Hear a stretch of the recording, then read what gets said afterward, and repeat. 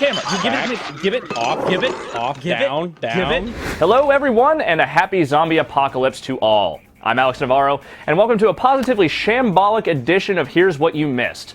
Now, this is the feature where we, the screen editors, take some time to fill you in on a classic film franchise, a TV series, specific filmography, or whatever else in the world of screen entertainment that you might just need a little bit of a brush up on. This week, we provide context for this Friday's release of Resident Evil Afterlife. This is the fourth film in the seemingly inviolable film series, which is based on the Capcom video game franchise of the same name. Now, realizing that maybe not everyone has had time to sit through all the various Resident Evil sequels over the years, and that this is quite literally the only wide-release film coming out this week, we felt it might be prudent to give you the rundown on the movies up to this newest 3D installment. As mentioned before, Resident Evil comes from the much-vaunted series of video games that started in the PlayStation era and have continued to thrive right up through this current console generation. The early games from which these films take the bulk of their backstory are all about the zombie infection that comes courtesy of Umbrella, a mega corporation so mega in its corporationness that it just has to be all sorts of evil. Thank you! There are a lot of crazy twists and turns throughout the game series, but fortunately you kinda don't really need to know about any of them to watch these movies, as the filmmakers have used the original source material kinda as more just framework for their own little crazy, matrixy, post-apocalypse nonsense. Released in 2002, the first Resident Evil fell into the directorial hands of one Paul W.S. Anderson, who you may remember as the ADD-addled schlockmeister behind such filmed entertainment as Soldier, Death Race, and my personal favorite, Event Horizon. It stars Milla Jovovich as Alice, a woman who wakes up inside a mansion bereft of any memory whatsoever. Actually, you know what? Let me back up a second, because before we even get to her, we get to see this mysterious vial of virusy badness tossed inside a super-secret Umbrella research facility, and the subsequent lockdown by the facility's menacing AI computer system, known super menacingly as the Red Queen. You're all going to die down here.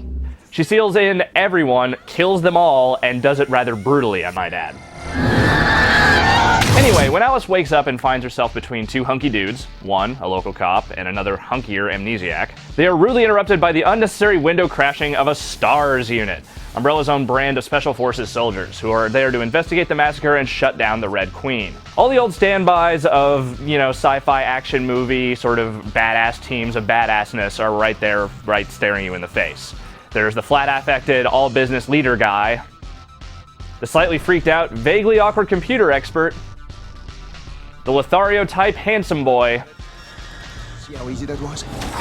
and of course, the so tough her head is inches from exploding from sheer grimmest power female soldier, who is at least very appropriately played by Michelle Rodriguez. The group descends into this absurd facility known as The Hive, while Bossman takes grave pains to explain every possible detail of what's going on along the way. You and I have the same employer. 5 hours ago, Red Queen homicidal. The message above us until the emergency accounting to the Hive. Acute memory loss. U.S. security officers placed there to protect an hour that day week. So you're saying this place was attacked? Eventually they find themselves at the Queen's lair, only to run into a bit of trouble getting inside. What's that?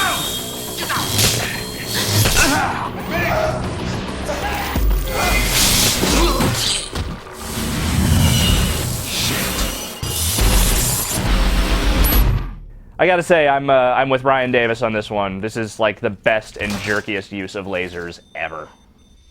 Eventually they shut down the Queen, but we learn pretty quickly why that was a very, very bad idea. She was keeping all the zombies locked in. That's right, the mysterious vial that contained the T-virus, a chemical weapon designed to raise the dead. I still don't know why anyone thinks that's like a good military strategy or why any government would try to develop that, but you know what, fine, let's just go with it. From there, zombies! Zombie dogs, crazy inside-out licking zombies. All of the surviving STARS members try to make their way through the compound, reactivate the Red Queen, and escape. Along the way, we get some bits and pieces of dramatic backstory, if you can call it that, including an info dump from our cop friend about he and his sister were trying to bring down Big Bad Umbrella. Corporations, like Umbrella, think they're above the law. And also a simultaneous re-memory time from both Alice and her handsome lad friend. Turns out they were both Umbrella agents, assigned to guard the underground facility from above, but Alice was out to get Umbrella and was working with the cop's sister to expose them. As for McDreamy over here, well, he was going to sell the virus and the antivirus to the highest bidder. You think maybe he gets some comeuppance coming his way? Yeah, I think he does. From there, Mad Dash train escape. Oh god, Nerd Guy is dead. Ah, Michelle Rodriguez is a zombie. Oh god, a liquor! Whew! Looks like Alice and Hunky Guy are gonna be okay, and everything's gonna be, oh god, Umbrella, why are they taking him away? And what's with the Nemesis Project thing they're talking about? And Alice, oh god, don't reopen the hive! Ah! And then this happens.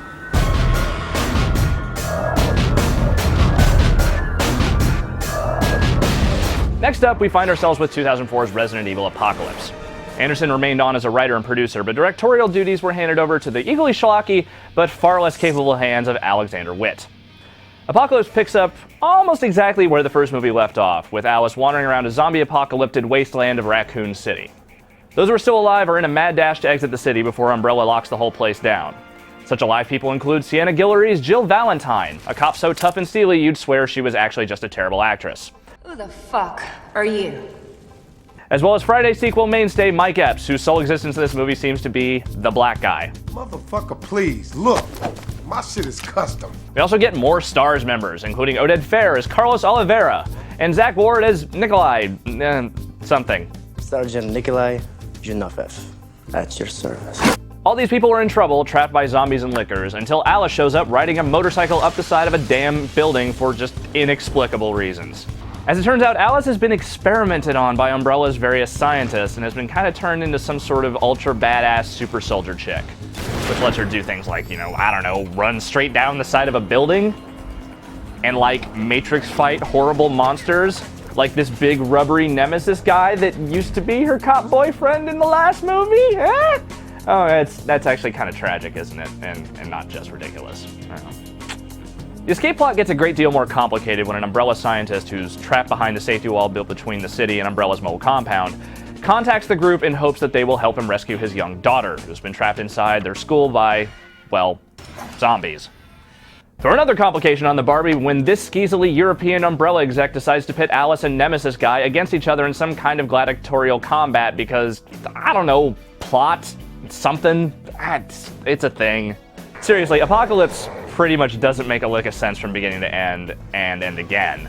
This movie really can't quite figure out when it's supposed to be over, sadly.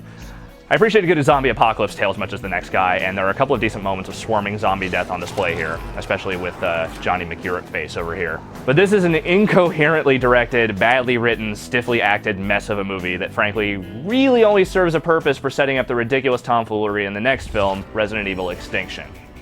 Extinction moves the scenery away from the confines of the now nuclear-destroyed Raccoon City and into the desert wasteland of, well, everywhere, apparently.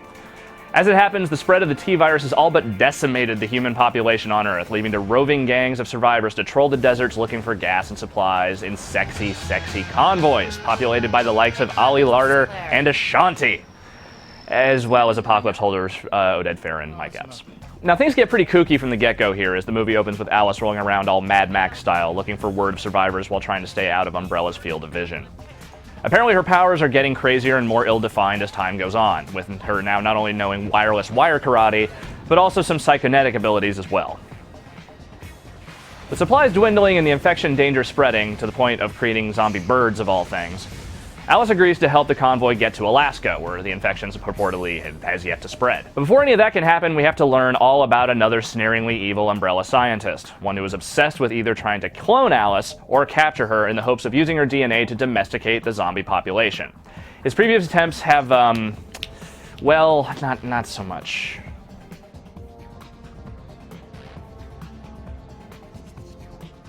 Umbrella manages to intercept the convoy as they go foraging for supplies, leading to a fairly lengthy, if slightly dull battle between the survivors and droves of jumpsuited zombie men. But then, of course, Alice gets to go all manner of badass on her attackers.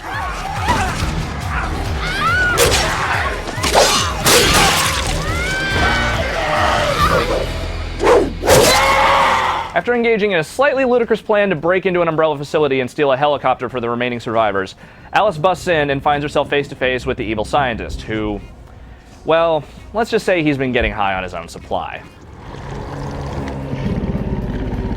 You can't kill me. And then those lasers come back! Ha! In the end, we get another one of those "there's a sequel coming" shots of many, many, many cloned Alices just waiting to be awoken. And if the trailers for Resident Evil Afterlife are any indication, we may actually get to see some of those multiple Alices in action when the film hits this Friday. My friends, that is Resident Evil in a nutshell. Alice is a superhuman badass, zombies plague the earth, and evil corporations are evil. Hopefully you found that enlightening as you inevitably head toward the Cineplex this weekend to put on some 3D glasses and watch shit fly at the screen for 90 minutes or so. Incidentally, this one marks the directorial return of Paul W.S. Anderson, so maybe there's hope. Maybe. Then shut her down.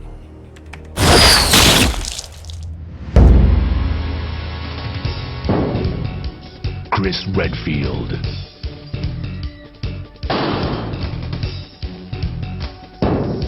Jill Valentine. Albert Wesker. Milla Jovovich as Alice. Resident Evil.